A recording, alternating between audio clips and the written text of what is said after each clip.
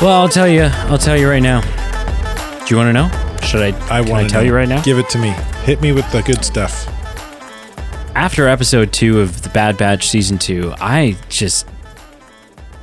don't know, man. What are they doing? You didn't like it. You're letting the cat out of the bag, just like that. It's not that I didn't like it. I just didn't care. I just wasn't wowed by it. Here's the thing. I think something that Bad Batch has been struggling with that Clone Wars didn't is Clone Wars was answering a question that we already had prior to Clone Wars coming out, which was what happened during the Clone Wars. What adventures did these characters that for the most part we knew and were at least somewhat familiar with, what adventures did they go on? What exactly did the Clone Wars entail? And that's the question it was answering for us. The Bad Batch is at its heart creating a story. It's not answering a question we had until they tried to get us to ask that question with the final season of Clone Wars by introducing the Bad Batch and sort of setting all that up. But even then, like even after they set it up, I don't know that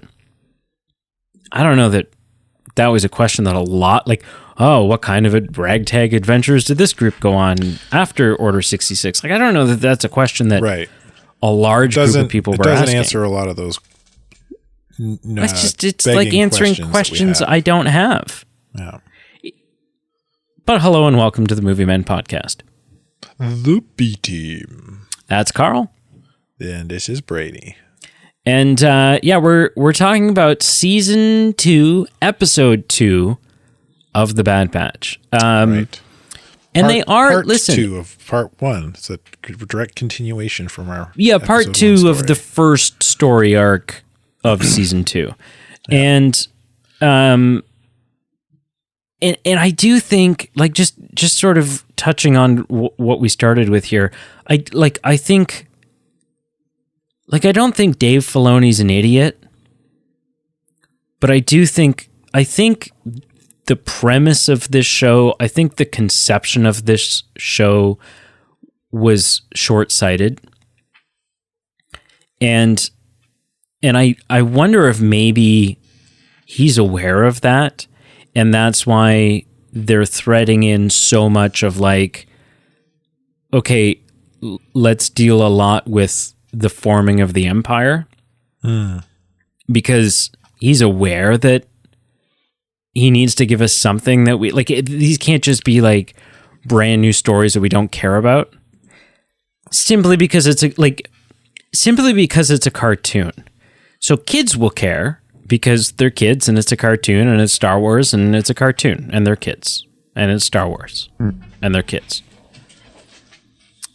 With a live action show, you can get away with stuff like The Mandalorian and creating all new stories because it's live action and it's a bigger budget and you're creating more serious, higher quality content than Andor, which wasn't a show that we had, like, again, it wasn't really questions we had. It wasn't something we were asking for. Still interesting. Obi-Wan, although it was not the greatest series, was certainly was the opposite. Was like, hey, we have questions. We want to know. We want to know a bunch of stuff here. Now that old canon is legend, what's your new canon on this? What's your new version of this? And especially the upcoming Ahsoka show. That's like, okay, we have questions. To give us answers. But Bad Batch falls into this weird category where it's not answering questions that we've asked, and It's not a serious show in a lot of ways. Everything they're doing is canon, like they're fleshing out the story essentially. But it's just it's tricky because when you're watching a show like this, you need to, like, from a canonical standpoint, you need to look at it with sort of like foggy glasses. Like, you can't watch it too close and too seriously. You just kind of have to be like, okay, here are some overarching plot points and those are canon, but not everything that everybody said is canon, because otherwise it gets a little weird. Do you know what I mean? Well, like, if you look at the Clone Wars show and you're like, okay, this is word for word verbatim, this is canon, this is exactly how everything happened, then it begs the question, why was there a 4-year period where the battle droids were especially stupid, where they were like the Three Stooges level dumb and cracking wise with each other and sarcastic and like what's going on? Because it's got that like whimsical kids animated show feel. Right. So yeah, and I think I don't disagree with really any point. I would say there is one question it does kind of answer. Both the Bad Batch season 1 starts to answer the question, and definitely with how this season ends, this show continues to, this season's going to continue to kind of answer that question. And it's a question you brought up on the last Bad Batch episode, the first one, is the question of what happened to the clones. Like, how did they get phased out for regular foot soldiers? And we start to see that a bit in season 1 with Crosshair kind of leading a team of recruits, not clones. And we see that in this episode, where this episode ends with normal human lieutenants and leaders not trusting the clones and they're not necessarily truthful and obedient the way a clone is, and because of that they can't trust the clones because clones won't alter records and stuff like that because it's against orders. But again, there's something. That's the only real question that I would say that's being answered. Exactly, and there's something problematic when the story of your show that we care about is the B story, is not about your titular characters. Yeah, nobody has questions about the Bad Batch. Nobody cares. It's this other stuff. It's the residual characters from Clone Wars, and it's the moments when Tarkin's on screen and you're going, oh, okay, like I know this guy from the movies, and so I care. I think the Bad Batch themselves are just like, I think they're just weak characters, and it's just such an issue. Yeah, I only partially agree with that statement. It's like the Clone War, the Bad Batch 99, Clone Force 99 was introduced in the Clone Wars TV show in the last season, where in the story arc where they save Echo, and then Echo becomes a member of the Force. The team. We never see them again until the Bad Batch show season 1, and I would say I have grown enough to care for them that I am interested in their stories, but it's definitely not the same sort of value of care that I have for someone like Ahsoka. Right. Or Anakin or Obi-Wan or Rex or anyone from the movie trilogies. Right. Yeah. So I partially agree with you. Okay. But only so much that I do actually care about these characters. Right. But they're not when somebody else shows up on screen, I'm a little bit more excited than I am from the kind of episode to episode thing. But I like, and this episode's great, and I alluded to it in our last episode. Like, seeing some character growth from Tech in this episode was really cool. Yep. I thought that was really neat. Well, so let's get into the meat and potatoes of the episode. So this is the second part and seemingly the conclusion of the first story arc of season 2. Yeah. Episode 1 left off with a cliffhanger, right? Yeah. And the cliffhanger was we're plummeting to Earth, or not Earth. We're plummeting to this planet in a cargo container. And there should be jets that kick in, and They're not, and it doesn't seem like they should have kicked in by now. And this spells sudden doom for our characters. Nice ending. This episode starts ready to resolve that tension, and I don't know. Like I just about hurt myself with how hard I rolled my eyes because I was like, seriously, your resolution to this big kind of scary thing that you set up at the end of the last episode, how are we going to get out of this? And the answer was, wait another couple of seconds because the thrusters are going to kick in. What? I felt so cheated. I felt so cheated out of what was going to be, them like MacGyvering something together or figuring it out or like hacking into something or whatever it was. It was just like, oh, okay, actually there's nothing to worry about. I was like, so right off the bat, that left a sour taste in my mouth. I was like, Omega can't be right. Oh my gosh. Come on. But even Omega was like, they should have kicked in by now. Even Omega suggested like something's wrong. We're in trouble. And then it was like, oh no. No, just a minor delay. Everything's fine now. We're all fine. How are you? Like, if you can call their predicament fine. It was, well, yeah, I was still, because then Tech says like, he's like, all right, despite the fact that we can't aim and have no control over where we land, we're okay. Right. Yeah. And so, yeah, I mean, that's still an issue. I think my problem is this story arc and the conflict and the drama and whatever else feels like, to me, a middle of the season story arc.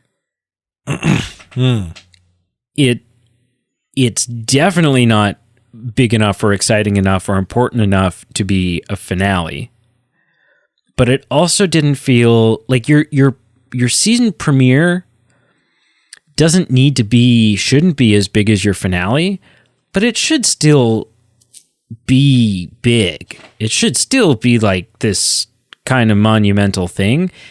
And I just thought this is a super, like, as much as I can acknowledge what you're saying about some of the character growth and, that it's got some exciting moments, it's got some cool, like, battle shootouts and whatever. I just think it's a super weak start to a season. If people have been waiting, if you were a big fan of season 1 of The Bad Batch and you've been waiting and you couldn't wait for season 2 and oh my gosh, and here it is. And day 1, these 2 first episodes drop. I think had I been really excited and waiting, I'd be super disappointed in these first 2 episodes. It does seem like just a run-of-the-mill episode from season 1. I'll give you that. Yeah. For sure. Yeah, it just feels like middle of the season filler. Yeah. Yeah. And it doesn't do a great job of setting up what this season's really going to be about. We get a little bit of it in that, they're trying to not really escape, but they're kind of under the thumb of what's her name? Sid? Sid, yeah. They're kind of under the thumb of Sid, they still oath Sid, and they're kind of always working for her because they're under the thumb of her. So they're trying to break free of her so they can do their own thing and be free and of Sid and the Empire. And So that kind of seems like it's going to be the story arc mixed in with kind of a bit of, but we have the capability to fight back. We should fight back, kind of mirroring what Echo says. So there's going to be that kind, I think, conflict kind of happening. Like, do we become the rebellion, or do we just be free of the Empire and live our lives? Right. Yeah. Yeah. I don't know. I definitely think, I agree that it's a weak start. As much as I enjoyed the episode, in terms of like episode 1 for the new season, especially after season 1 kind of left us in a that was a great end of that season. I agree. So I mean, look, here's this is going to sound like a tap out, but all I can really say about this episode, because again, like, so we've talked about the character development. We've talked about the resolution to the big scary conflict from the end of the first one.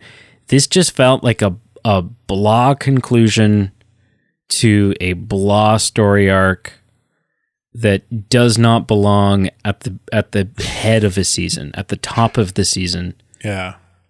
It just doesn't. It just maybe should have work. been episode 3 or 4. Or like episode 12, right? Assuming we're going to get 22 episodes, it's like episode 12 or something. Like, I don't know.